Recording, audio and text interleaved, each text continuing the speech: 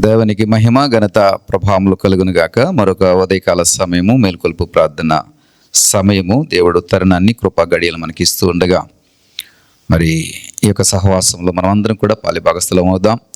దేవుని యొక్క మాటలను ఆసక్తిగా శ్రద్ధగా వినడానికి మన మనసులు నిలుపుదాం. ప్రియ సహోదరుడా, సహోదరి, ఉదయముననే దేవుని యొక్క వాక్యం ద్వారా పలకరించుట, ఈ వాక్యమును మీ ముందుకు తీసుకురావట మరి ఎంతో దర్శనంతో కూడుకున్నది, ఎంతో ముందు చూపుతో కూడుకున్నది, ఎంతో భవిష్యత్తును మీకు ఇవ్వాలనే ఉద్దేశంతో ఈ సహవాసమును మేము ప్రారంభించి ఉన్నాం. చక్కటి భవిష్యత్తు మీకు ఇవ్వబడాలి. ఈరోజు నీకు ఇవ్వబడింది కదా, ఈరోజు నీకు బ్లెస్సింగ్గా ఉండాలి. ఇవ్వబడినటువంటి దినాలని నువ్వు ఒకసారి నెమరు వేసుకుంటే, గడిచినటువంటి కాలాలను ఒకసారి పరిశీలన చేసుకుంటే, అనేక దినాలు నీ ఆయుస్సులోనూ పొందుకున్నావు, అనేక సంవత్సరాలు నీ ఆయుస్సులోనూ పొందుకున్నావు. అయితే ఎన్ని దినాలని నువ్వు సద్వినియోగపరుచుకున్నావు, ఎన్ని దినాలని ప్రయోజనకరంగా మార్చావు, ఎన్ని దినాలని నీ యొక్క సాక్ష్యంలో మేలైనటువంటి దినాలుగా నువ్వు మరి మార్చగలిగావు అని ఒకసారి పరిశీలన చేసుకుంటే, 1-2 రోజులైనా నీకు జ్ఞాపకం వస్తూ ఉన్నాయా? ఈరోజు నాకు ప్రత్యేకమని గుర్తుండిపోయేటటువంటి రోజు ఏదైనా నీకు ఉందా? ఏదైనా ఒక దినము నీకు నేను సాధించాను అనే దానికి ఏదైనా ఒక రోజు నీకు కనబడుతుందా? ఒకసారి వెనక్కి తిరిగి చూడు. ప్రియ సహోదరుడా, సహోదరి, కనబడుతుందని చెప్పడానికి బహుశా నీ దగ్గర ఆన్సర్ ఉండకపోవచ్చేమో.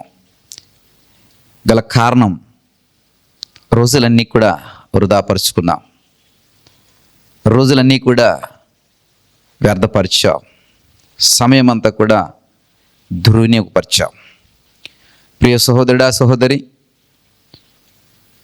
అలా గుర్తుండిపోయే రోజులు ఏమైనా ఉన్నాయి, నువ్వు సాధించినటువంటి రోజులు ఏమైనా ఉన్నాయి అని అంటే, మీ పెళ్లి రోజుల గురించి చెప్పకండి, మీ పుట్టినరోజుల గురించి చెప్పకండి, లేకుంటే మీ పిల్లల పుట్టినరోజుల గురించి చెప్పకండి.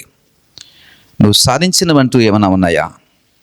నీకు ఇవ్వబడినటువంటి రోజు గురించి గొప్పంగా గర్వంగా చెప్పగలిగే ఏదైనా ఒక రోజు నీ కోసమో నువ్వు సిద్ధపరిచావా, రెడీ చేసావా అని ఆలోచన చేస్తే బహుశా లేదని నీకు ఆన్సర్ అనిపిస్తుందేమో.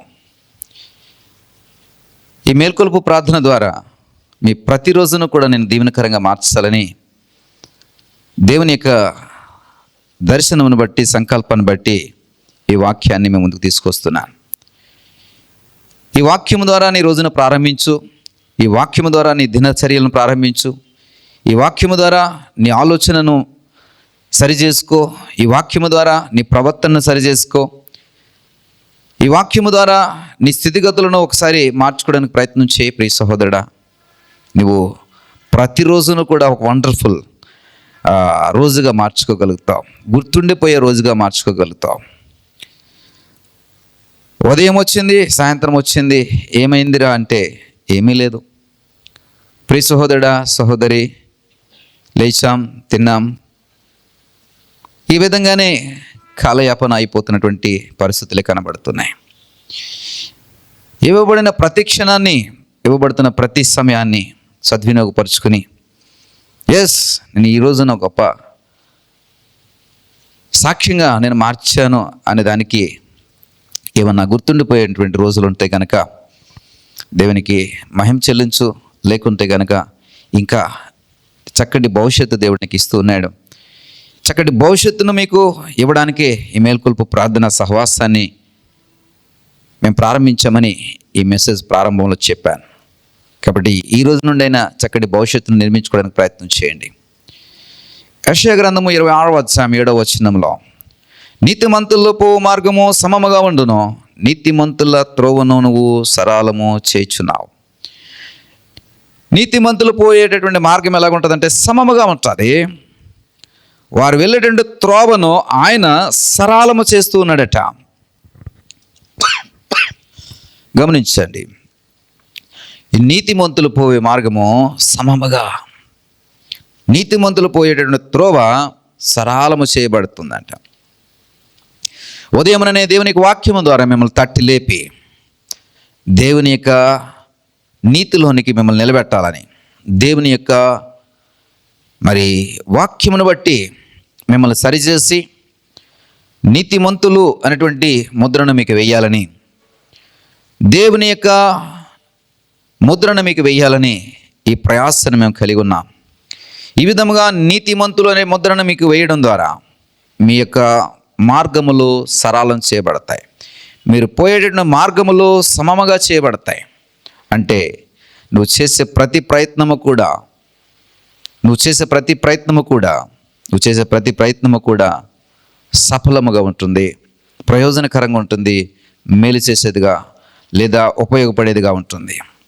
ఈ విధంగా నీ రోజును నువ్వు మరిచిపోలేనటువంటి రోజుగా ప్రతిరోజును కూడా నువ్వు మలుచుకోవచ్చు. ప్రతిరోజును కూడా ప్రియ సహోదరుడా, నువ్వు గడిపినటువంటి ఆ దినాన్ని, ఆ దినచర్యల్ని నువ్వు ఒక డైరీగా రాసుకుంటే గనక ఆ గడిచినటువంటి దినాల్లో నువ్వు చేసిన పనులను ఒకసారి పరిశీలన చేస్తే ఆ డైరీలో ఏం కనబడుతుందో ఒకసారి చూడు. ఎలాగా రోజులు నువ్వు వ్యర్థపరిచావో, ఏ విధంగా ఉపయోగించుకున్నావో అర్థమవుతుంది. కాబట్టి ప్రియ సహోదరుడా, ఈ అలవాటు లేని వారి కోసము పక్కన పెడితే, అలవాటు ఉన్న వారి కోసం నేను చెప్తూ ఉన్న మాట ఇది. నా గత పేజీలను తీస్తే నేను ఖచ్చితంగా ఆ రోజును నేను ఎలాగ ప్రారంభించానో, ఎలా ముగించానో, ఏ పనులు చేశానో, ఆ రోజును నేను ఈ విధంగా మరి దీవెనకరంగా మార్చుకున్నానో ప్రతి పేజీ కూడా నాకు సాక్ష్యం చెప్తుంది, నా కోసం సాక్ష్యం చెప్తుంది. ఇలాంటి సాక్ష్యము మీరు కూడా కలిగి ఉండాలని నా ఉద్దేశం. ఎందుకంటే దినములు గడుస్తూ ఉన్నాయి, రోజులు గతించిపోతున్నాయి, అవి మళ్ళా తిరిగి రావు. ఈ మేల్కొల్పు ప్రార్థన సహవాసము ద్వారా మరొక రోజు నీకు ఇవ్వబడుతుంది. ఉదయముననే దేవుని వాక్యము ద్వారా నేను కడిగి, దేవుని వాక్యము ద్వారా నేను శుద్ధీకరించి, దేవుని వాక్యము ద్వారా దేవుని నీతి అనేటువంటి ముద్రను నీకు వేసి నీతిమంతుడిగా నేను మార్చి నువ్వు పోయేటటువంటి మార్గమును నేను సరళము చేయాలని, సమముగా చేయాలనే ఉద్దేశంతో ఈ మేల్కొల్పు ప్రార్థనను తీసుకొస్తున్నాను. దీని ద్వారా నీ భవిష్యత్తు బాగుండాలి. నీకు ఇవ్వబడుతున్న ప్రతిరోజు కూడా నీకు ఒక అద్భుతమైన గుర్తుండిపోయేటువంటి రోజుగా మార్చబడాలి. అలా సద్వినియోగపరచుకోగలుగుతావా? చిన్న ఆలోచన చేయి. చిన్న ఆలోచన నీ భవిష్యత్తును మారుస్తుంది. చిన్న ఆలోచన నీ జీవితాన్ని మారుస్తుంది. చిన్న ప్రార్థన చేసుకుందాం. దయగల తండ్రి, కృపగల దేవా, ఈ ఉదయకాల సమయంలో మీరు మాతో మాట్లాడి ఉన్నారయ్యా. ఇదిగో ప్రభా, నీతిమంతులు పోయే మార్గము సమంగా ఉంటుందని, నీతిమంతుల త్రోవలను నువ్వు సరళం చేస్తానని సెలవిస్తున్న దేవుడవు. మైటీ లార్డ్, ఇదిగో ప్రభా, మా దినములు అనేకం వ్యర్థపరిచాం. ఇదిగో ప్రభా, మా భవిష్యత్తుని ఈ మేల్కొల్పు ప్రార్థన సహవాసము ద్వారా మా భవిష్యత్తుని మేము మార్చుకోవాలనుకుంటున్నాం.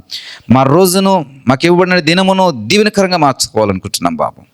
ఇదిగో ప్రభా, నీ వాక్యము ద్వారా మీ నీతిలో మమ్మల్ని నిలబెట్టండి. మా యొక్క త్రోవలను సరళము చేయండి. మేము చేసే ప్రతి పనిని కూడా జయప్రదం చేయండి. ఇదిగో ప్రభా, గుర్తుండిపోయే అనేక రోజులు మాకు సాక్ష్యంగా ఇవ్వండి. మహిమ, ఘనత, ప్రభావం మీరే పొందుకున్నామని యేసు నామమును బట్టి ప్రార్థించి పెట్టుకుంటున్నాం పరమ తండ్రి. ఆమేన్.